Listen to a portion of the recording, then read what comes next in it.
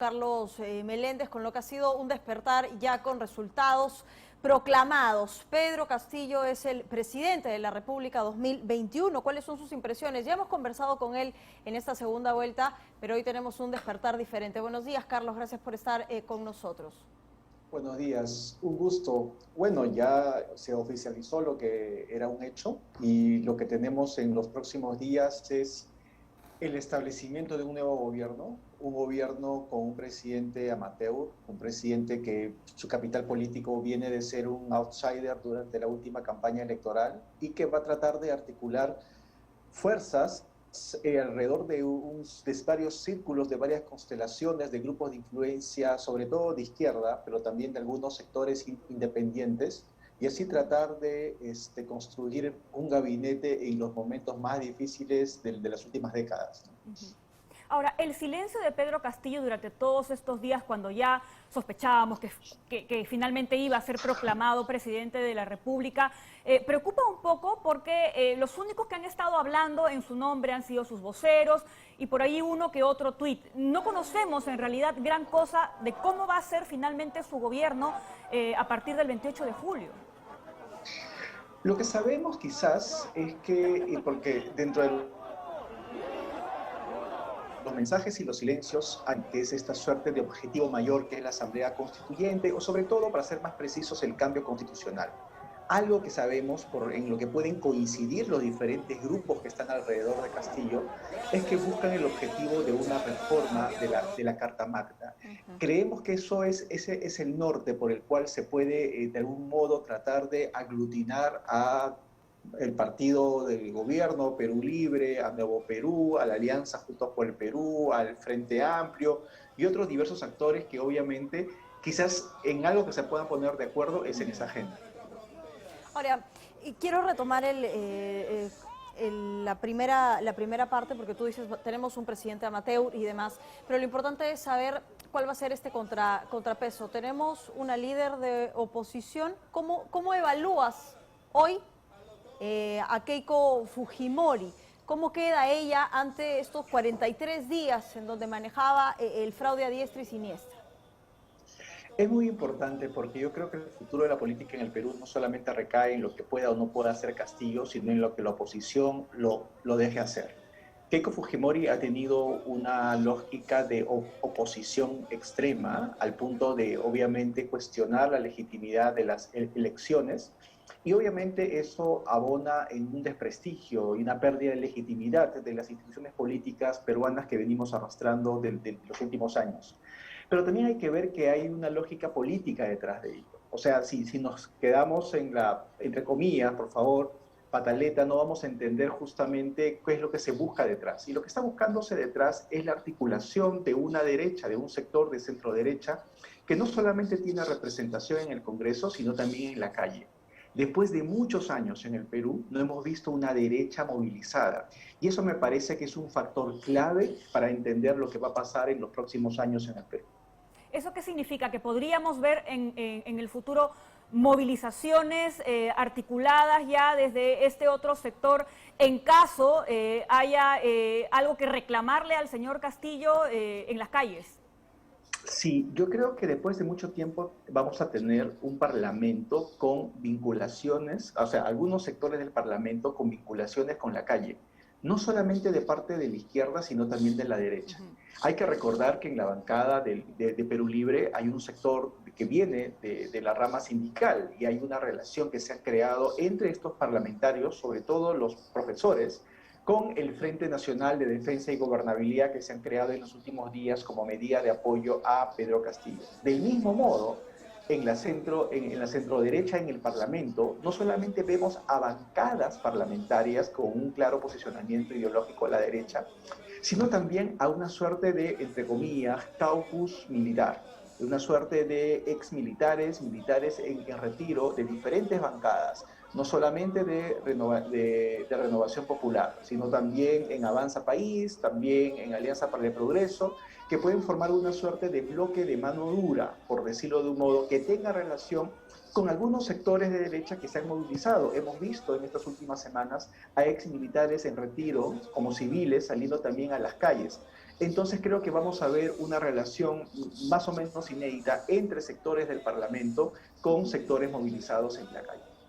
Ahora, si me permites, Carlos, tú has mencionado que la Asamblea Constituyente podría ser ese elemento aglutinante de la izquierda y que podría de alguna manera darle unidad, ¿no?, a esta alianza por los próximos 5 años y vamos a ver si finalmente lo logran hacer. Pero hay un factor que es el discordante, ¿no? Y me parece que es el señor Cerrón ahí que parece, que insiste en aparecer, ¿no?, como la figura detrás. Y de hecho un poco el mensaje era ese con este tuit que había mandado el señor Segarra poniendo el video de Verónica Mendoza hablando bien del señor Cerrón cuando se anunciaba el señor Nájar como posible premier, ¿no? ¿Esto podría quebrar la alianza izquierdista y cómo podría esto afectar el gobierno de Castillo? Bueno, todos los que llegaron a hacer alianza formalmente con Castillo para la segunda vuelta, ojo, tanto Juntos por el Perú, Nuevo por el Perú, Frente Amplio, lo hicieron de manera institucional, lo hicieron de manera, es decir, aceptando el liderazgo que tiene Cerrón dentro del partido Perú Libre. Entonces, se sabe que el partido de gobierno va a ser Perú Libre y el presidente del partido de gobierno es Vladimir Cerrón, y los que entraron a las coaliciones para la segunda vuelta lo hicieron bajo esa premisa. Obviamente es una figura que polariza, es una figura que justamente divide, pero divide, yo creo, más a la opinión pública que dentro del entorno de la coalición de gobierno. Creo que en la coalición de gobierno, que es una coalición más de izquierda, obviamente, hay matices con respecto a Cerrón, pero creo que no es una figura tan discordante, porque recordemos que pues, es el ideólogo, es el jefe político, y es quien puso el tema en agenda de la reforma constitucional, y es quien ha ido además adaptando y articulando demandas de otros sectores de izquierda dentro de esta estructura de la reforma constitucional. Por ejemplo, ahora Cerrón no solamente en Perú Libre se habla desde una petición marxista-leninista, sino también de un Estado pluricultural, de una constitución paritaria, agendas que no venían necesariamente del lado original del marxismo-leninismo de Cerrón, sino que vienen de sectores de Nuevo Perú.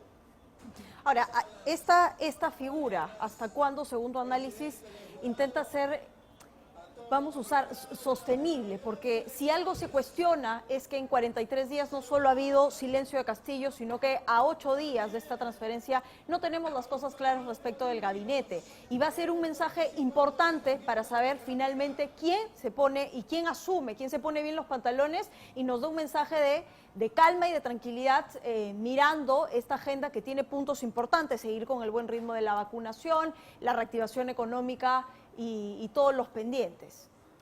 Como bien señalas, la formación del gabinete es su primer hito, donde se va a ver efectivamente quién tiene el poder.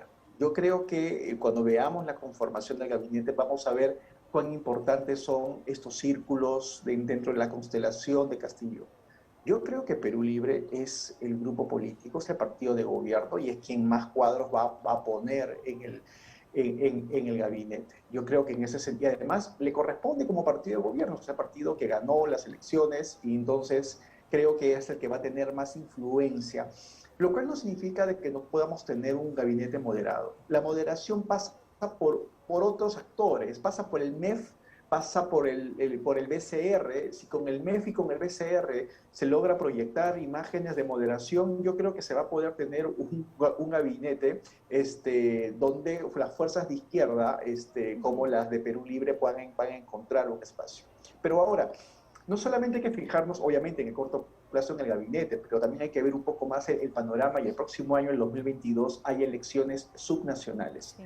Y dentro de la lógica política de Vladimir Cerrón, donde el poder no necesariamente está en un palacio de gobierno, sino el poder está en el partido, esta visión castrista que tiene Cerrón, las elecciones subnacionales es un momento clave para poder expandir su poder a través de gobernaciones y a través de alcaldías. Si a ello le sumamos una convocatoria constituyente, puede generarse un plebiscito justamente paralelamente dentro de estas elecciones subnacionales. Y ya para ir cerrando, Carlos, ¿cómo lo ves tú a nivel macro? ¿Cómo se enmarca la elección de Pedro Castillo en nuestro país con lo que viene pasando en la región? Lo que vemos es que los establishments en general en la región están en crisis. Hemos visto que el establishment chileno, que era el modelo, el poster boy, que es como se dice, del neoliberalismo, ha terminado pues muy debilitado y ahora mismo hay una convención constituyente en Chile tratando de cambiar las reglas de juego del establishment. Vemos en Colombia las movilizaciones sostenidas con el gobierno de Iván Duque, que si bien es cierto no cuestionan necesariamente la constitución del 91 en Colombia, sí hay pues un ímpetu de búsqueda de cambiar el establishment político. Y en el Perú esto lo vemos a través de un outsider. Hay que recordar que Castillo no viene como producto de un movimiento social, sino a través de las urnas. Estamos pues viendo momentos de cambios y Perú no es ajena a esa tendencia regional. Bien. Estaremos atentos a ver qué ocurre en los próximos días. Como bien dices, el primer mensaje es tener un gabinete moderado, sobre todo en las carteras más importantes. Gracias, Carlos, como siempre, por atendernos a esta hora de la mañana.